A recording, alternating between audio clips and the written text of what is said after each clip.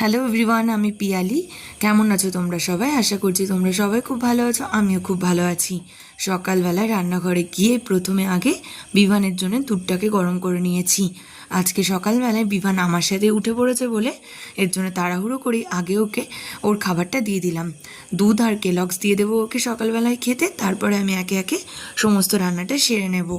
প্রথমে গিয়ে ওর খাবারটা ওকে দিয়ে আসি। বিভানের মুখের রিয়াকশনটা দেখে বুঝতেই পারলে ওর খাবারটা দেখে একদম পছন্দ হয়নি। যাই হোক, কালকে রাত্রেবেলা বিভানের বাবা সবজি এনেছিল, সেটাকে নিয়ে আসলাম।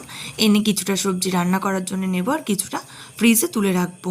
এদিকে আমি আলু, ডিম আর পেঁয়াজ ভেজে নিচ্ছি, সকালে রুটি দিয়ে খাওয়া হবে বলে। আর টক ডাল করবো বলে আম নিয়ে এসেছি, কিন্তু আমটা দেখে মনে হচ্ছে যে পেকে গেছে, কিন্তু প্রচণ্ড টক। যাই হোক, কেটে এবার ডালের মধ্যে দিয়ে দেবো। প্রেশার কুকারে আজকে ডালটাকে সেদ্ধ করে নেব, এর জন্য আমটা কেটে গুছিয়ে নিই। এতটাই গরম পড়েছে যে যত তাড়াতাড়ি রান্নাঘর থেকে শর্টকাটে রান্না করে বেরিয়ে যাওয়া যায় ততই ভালো। যাই হোক, কথা বলতে বলতে এখানে কিন্তু আমার ডালটা ফুটে উঠেছে আর ভাতটাও হয়ে গেছিলো বলে ভাতের ফ্যানটাকে গেলে নিচ্ছিলাম। আর বিভানের বাবার জন্য আজকে ডিমের ঝোল করছি, আর আমি আর আমার শাশুড়ি মাছ খাবো। যাই হোক, এটা হলো বিভানের দুপুরের খাবার। কেমন লাগলো জানিও।